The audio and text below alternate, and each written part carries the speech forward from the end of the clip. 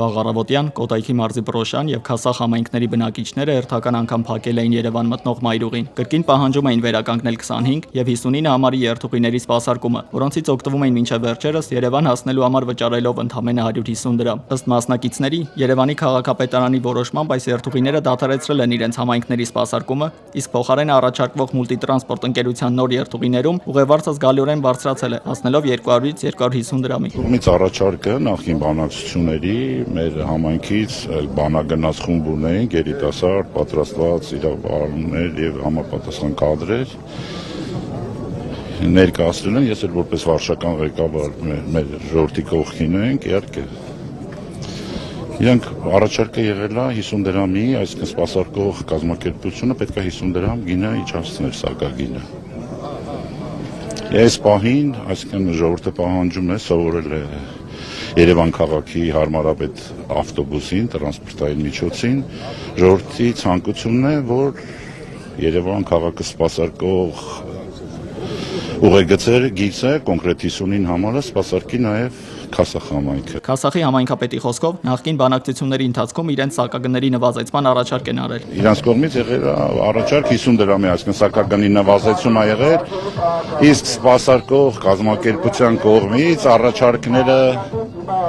այսինքն սպասարկման որակը, հարմարավետությունը, ժամային գրաֆիկը իրենք երաշխավորել են, որ բոլորը հարմարավետ լինելու, այսինքն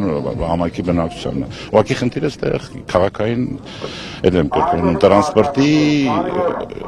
սպասարկումն է Քասախի։ Կամքը է դա ցանկությունը ժողովրդի, թե կառավարությունը դրան ոնց ասկեն պատկան մարմինները կմոտենան, ես այդ հարցին չեմ կարող պատասխանել։ Արտակ Թովմասյանը տեղեկացրեց, որ ինքն առաջարկել է ժամանակավոր լուծում։ Առաջարկել եմ, այդ ժամանակ չի ընդունվել։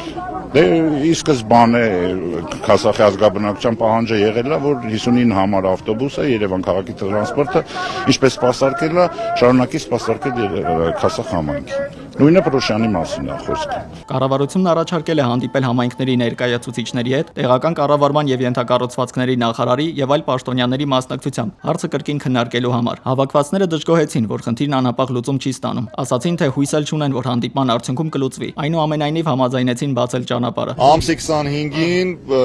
շարժման կազմակերպիչները հրավիրվում են տարածքային կառավարման նախարարի մոտ, ինձ տեղեկացրեցին,